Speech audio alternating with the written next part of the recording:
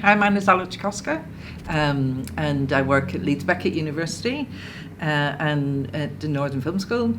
And my role in the project is as the academic partner. My name's Krishna and I run a company called Bellyfeel. The project started with Bellyfeel a couple of years ago, just as a fun kind of interactive thing that we were doing amongst ourselves. And we got Anna involved to play some of the games, the story games that we were making, and she really liked it, and so she came on board the project. The project is called Secret Story Network. Tagline is "Stories are better with friends," and it's a project about creating collaborative stories on chat. It's low tech, so it was easy to research how people might behave in this environment and contribute to stories without having to invest loads of money.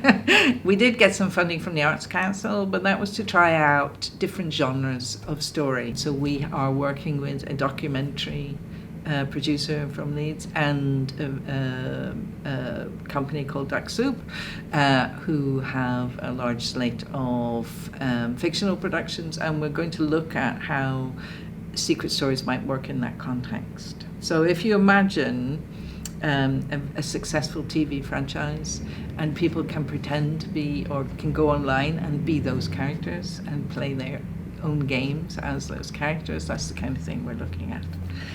We want to do that in a documentary context as well. There's been a lot of stuff recently in the press about how people want to take part in Peaky Blinders and all those big kind of franchises. And this is a kind of way of doing that online without the same kind of expense. And we found in our small stories that if you give people characters to kind of inhabit and understand, then people are much more able to engage in the storytelling process. So that's another aspect of it.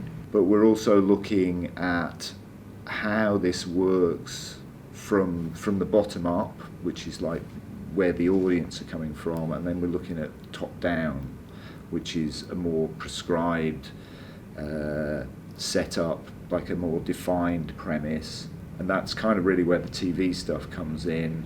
And then in the middle there is the audience interacting with the stories on Secret Story Network, and really that can go anywhere. In terms of how it might develop, I think we're just as interested in individual stories that people might make as well as those kind of big broadcast franchises. And also as part of the XR Stories project, we're building a prototype of a chat app with added functionality, because having run these stories on WhatsApp and Messenger and Discord and Slack, we found that each of those kind of have different benefits, but they're quite restrictive. And if you're telling a story and getting people involved as characters, that kind of generally cuts across all of the security issues that a kind of chat application will have. That gives us a chance to really explore whether